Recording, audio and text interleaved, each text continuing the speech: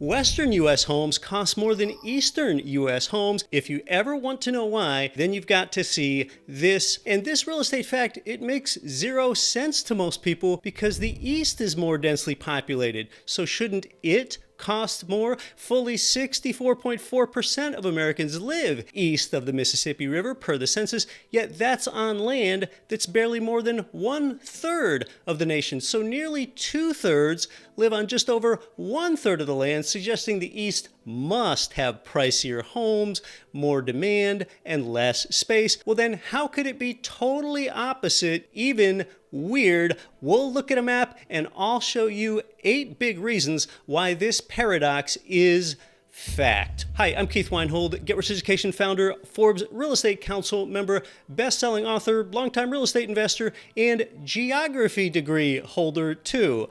That piece helps me demonstrate this for you today. Let's take a fresh look at median home prices by state. As you look across this, it's the right time for this now that pandemic migration and prices settled a few years ago. Notice that the higher priced homes, the purple areas, well, they tend to be out west. Before we look at the 8 reasons why Western homes cost more than Eastern homes, there are some notable exceptions to the West is pricier, like New England and South Florida. Housing is expensive in densely populated little geographic areas like New York City, Boston, and DC. New Mexico is an outlier, is a fairly cheap western state. But why is the West generally pricier, where you see more of the purple? No, it's not the Kardashians and their lavish $200 million total portfolio of California real estate that skews the entire nation. Here's my breakdown that's somewhat dorkier, I suppose. It's kinder if you call this breakdown sort of scholarly rather than dorky. In fact, I was a geographer before I was a real estate investor. The first of 8 reasons for this is the home's age. Western homes are newer built, higher costs of land, materials, and labor then got priced into the home. Eastern homes are older because it's closer to Europe's diaspora, where the U.S.'s early immigration was the heaviest. The second reason is that feds. Over 90% of federal land is often located out west, so often no building is allowed, making developable land more scarce. And this helps explain why when you see huge swaths of undeveloped land when you fly over the West and you think, oh, there's room for growth all over the place and sprawl, and well, oftentimes there is not for that reason. 3D is a reason. Maps in the screen that you're looking at now are 2-dimensional. The world is 3D. Western housing can be more expensive because you might have port cities surrounded by mountains or high desert. San Francisco is confined by the bay and hills. Salt Lake City is close to the Wasatch Range. Alaska looks enormous, but Anchorage and Juneau are sandwiched between things like water and mountains and federal land. The fourth reason is California dreaming. Yeah, there is some California effect here. Despite recent domestic out-migration from California and the Kardashian thing aside, California really does help tilt the balance. People are attracted to Southern California's Mediterranean climate such that nearly 1 in 8 Americans are still coolin' in Cali with a median home price of $737,700. That climate desirability drives up prices. Much of California also has these layers, just myriad codes and limits and regulations, like for example, solar panels on new construction that can add $25,000 to a home's cost alone. Down by the river, the East has the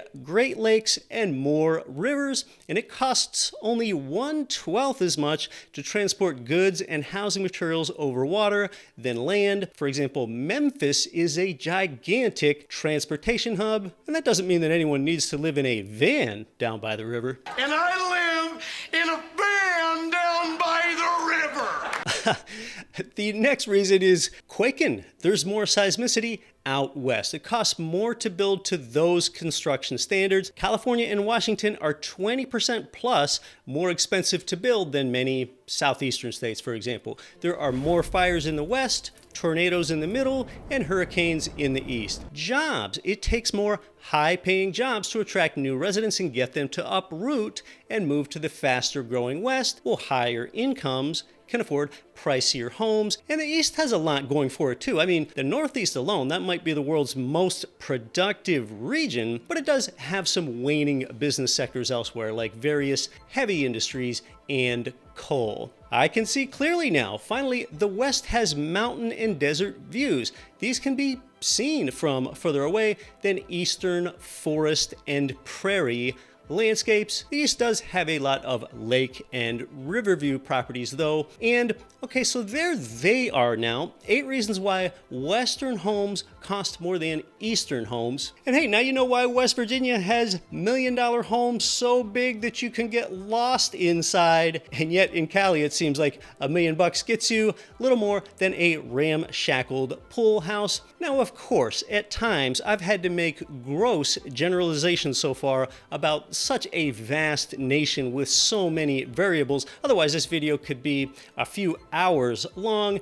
And, you know, sometimes while you're listening to that, you might have thought to yourself, oh, I can think of an exception to that one. And I want to tell you why all of this matters shortly. But first, do you yourself have any other clear distinctions about why Western homes cost more? Comment here if you do. And there are some other factors, from a slavery legacy to unionization and more. I've been hitting the big ones there. Real estate is what's made more ordinary people wealthy than anything else. When you're on our website, GRE Marketplace, where you can find the best, most advantageous income properties that you rent to others, and you click on the Invest button, you'll notice that most long-term rental investor markets are in the East. There's a reason rents are strong relative to a low purchase price in strategically chosen growth areas. And now you know more of the whys behind the Eastern U.S.'s lower property prices. If you want to know more about how geography affects the real estate economy, a geopolitical expert and I discuss if California is about to collapse. You can watch this one right here.